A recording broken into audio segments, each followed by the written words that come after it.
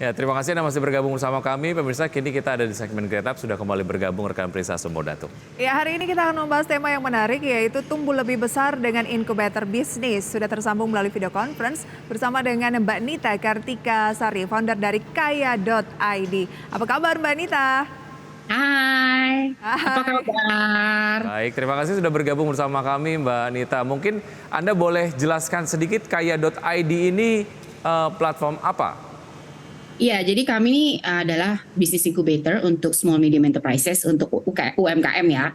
Kebanyakan UMKM itu kan mereka jago banget di produksi, tapi kemudian mereka itu tidak terlalu punya pengalaman untuk melakukan branding dan marketing gitu. Jadi memang fokus kami itu adalah di branding, kemudian melakukan marketingnya, pemasarannya, dan juga go to market. Go to market itu adalah bagaimana produk-produk ini tuh bisa masuk ke seluruh pasar di Indonesia, apakah itu dari supermarket, apakah itu misalnya dari minimarket, kemudian juga channel-channel e-commerce misalnya, digital platform untuk penjualan, sampai beberapa UMKM yang memang sudah siap, itu juga kita bawa untuk ekspor. Gitu. Jadi itu UMKM ini kan sangat bertumbuh tentunya ya Mbak ya di Indonesia saat ini. Nah, UMKM seperti apa sih yang dibantu oleh Kaya.id? Iya, jadi sebenarnya dari kami sendiri itu awalnya memang fokusnya tuh hanya yang kecil ya.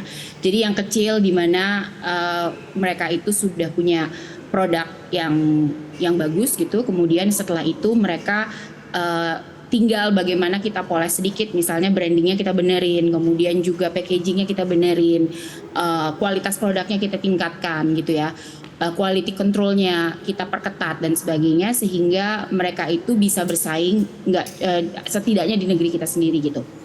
Nah, awalnya kita mulai dari situ Mbak, tapi pada saat pandemi di 2020 itu mikro UMKM banyak sekali yang datang ke kita gitu loh. Karena mereka berpikir bahwa mereka nggak bisa jualan, mereka bisa daftar di e-commerce, tapi mereka nggak bisa sukses di e-commerce gitu. Gimana caranya?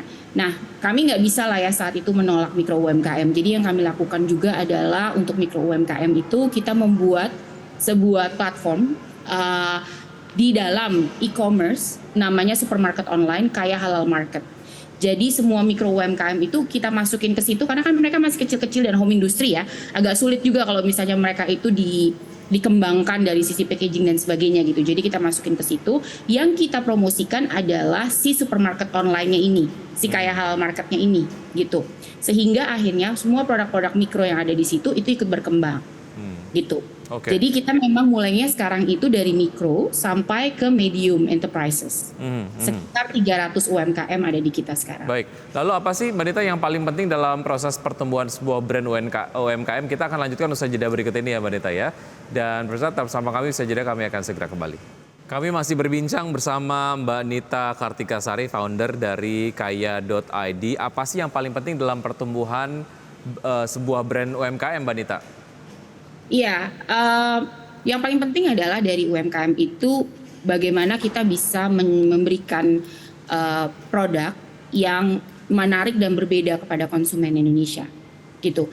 Kadang-kadang orang berpikir kalau misalnya UMKM itu ya UMKM aja gitu ya, ya mereka cuma jualan produk, kalau makanan di plastik-plastik, atau kalau misalnya baju tuh yang nggak terlalu fashionable gitu. Padahal sebenarnya sekarang UMKM itu sudah jauh di atas itu gitu. Bayangkan UMKM ini sebenarnya adalah the future of big brand gitu, brand-brand besar. Karena sebenarnya itu adalah visi dan misi kami, membuat, merubah, meng-create UMKM menjadi big brand yang besar. Caranya? Mereka yaitu caranya adalah yang pertama itu harus dikuatkan apa yang membuat kita berbeda sih dengan yang lain gitu. Ini saya boleh ya kasih contoh. Misalnya kita punya brand jamu nih, jamu adanya di Asta. Apa yang bikin dia beda? Jamu kita tuh warna-warni, itu satu. Kemudian yang kedua adalah diminum dingin pakai es batu. Yang berikutnya adalah rasanya nggak pahit karena kita mix dengan buah, makanya warna-warni. Ada yang warnanya biru, ada yang warnanya ungu, ada yang warnanya merah, ada yang warnanya pink gitu, ada yang warnanya kuning. Tapi semuanya natural ingredients. gitu. Kemudian kita fokusnya tuh ke benefit. Kalau orang lain itu jual jamu misalnya adalah jamu kunyit asam gitu. Kita berpikirnya adalah jamu datang bulan. Jamu misalnya jamunya adalah jamu asam Jawa. Kalau kita adalah jamu untuk diet gitu. Sehingga apa? Sehingga terkonek dengan konsumen. Dari situ itu yang paling penting, connection dengan konsumen dan produk yang berbeda dengan yang lain. Itu satu. Kemudian yang kedua adalah branding. Kita fokus ke membesarkan brandnya supaya apa? Supaya produk kita, brand kita menjadi top of mind dari konsumen. Oke, Gitu. berarti menentukan strategi branding, pemasaran, market yang paling cocok buat bisnis begitu ya. Tetapi setelah Betul. itu misalnya penjualannya dibantu juga kah dan ataukah setelah itu mandiri untuk UMKM-nya atau seperti apa Mbak Nita? Penjualannya itu kita bantu Mbak. Jadi kayak misalnya kalau misalnya produknya itu adalah makanan ya. Misalnya kita punya mie instan sehat untuk anak, satu-satunya mie sehat untuk anak, Wahanami gitu ya. Itu kita masukin ke semua supermarket yang ada di Indonesia. Dan pada saat kita memasukkan produk-produk itu ke supermarket di seluruh Indonesia, itu kita bukan konsinyasi tapi beli putus. Gitu. Kenapa? Karena memang dari mulai packagingnya, dari brandingnya itu membuat supermarket itu punya confidence bahwa produk-produk ini nggak pura-pura sembarangan UMKM gitu. Kenapa kita melakukan itu juga? Karena di kami itu UMKM tidak membayar di depan, tetapi UMKM itu melakukan sharing revenue dengan kami. Jadi karena mereka kan nggak punya uang ya, kalau harus bayar branding di depan kesian gitu. Jadi yang kita lakukan adalah biasanya kita barengan sama mereka, kemudian setiap 3 bulan sekali itu mereka akan sharing revenue sama kita. Sehingga kita juga punya driven untuk bisa membuat salesnya itu semakin besar. Nah sekarang ini di staging yang berikutnya kita sudah 5 tahun. Nah 5 tahun ke depan kita juga mau berubah dari business incubator menjadi house of brand. Kenapa nih Mas? Karena kami itu sudah bergaul dengan UMKM selama 5 tahun. Kita tahu UMKM mana yang akan bisa gede sekali, nggak cuma di Indonesia dan di luar negeri.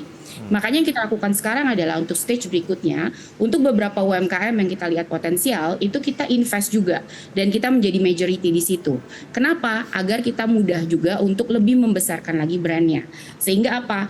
Nanti UMKM partneran dengan kita sebagai pemilik, sama-sama pemilik, UMKM-nya fokus ke production, dari kami itu fokus ke marketing, branding, go to market, dan bagaimana caranya membesarkan brandnya lebih besar lagi. Oke, secara tidak langsung juga Anda tadi menyampaikan bagaimana sebetulnya dari Kaya.id sendiri mendapatkan revenue stream yang ada, salah satunya ada dengan bermitra sendiri dan sharing revenue tadi ya? Atau ada Betul. stream revenue lain untuk Kaya.id sendiri, Mbak Nita? Ya, jadi sharing revenue kami yang terbesar memang itu sharing revenue dari UMKM yang kami bekerja sama, itu satu. Kemudian yang kedua juga beberapa dari sponsorship yang masuk gitu ya. Sponsorship dalam arti kita mau kerja sama dong sama kalian, partnership dan segala macam itu bisa. Kemudian yang berikutnya adalah yang tadi kita juga sudah invest di beberapa UMKM yang kita lihat potensial. Nah itu juga menjadi big chunk of our pemasukan yang kita punya. Oke, Gitu. UMKM yang dibantu ini sudah berapa banyak sejauh ini? Karena sudah 5 tahun tadi ya berdiri, dan juga saya lihat di Kaya.id ada partner jagoan. Boleh dijelaskan sedikit singkat saja?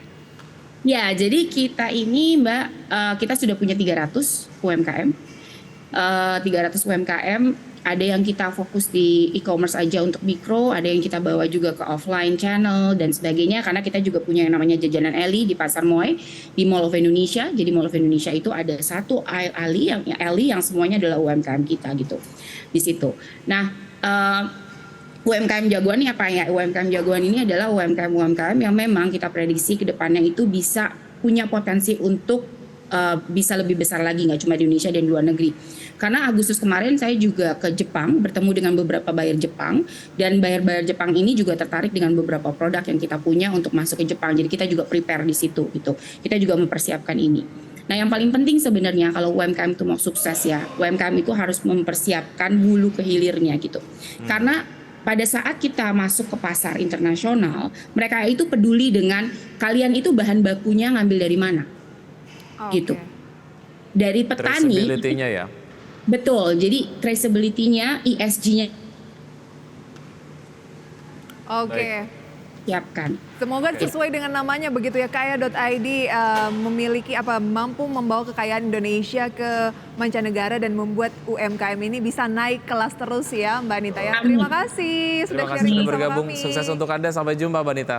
Terima kasih. Baik, oke. Itu dia pembicaraan sangat menarik terkait dengan bagaimana sebetulnya juga UMKM bisa naik kelas melalui platform inkubator bisnis ya.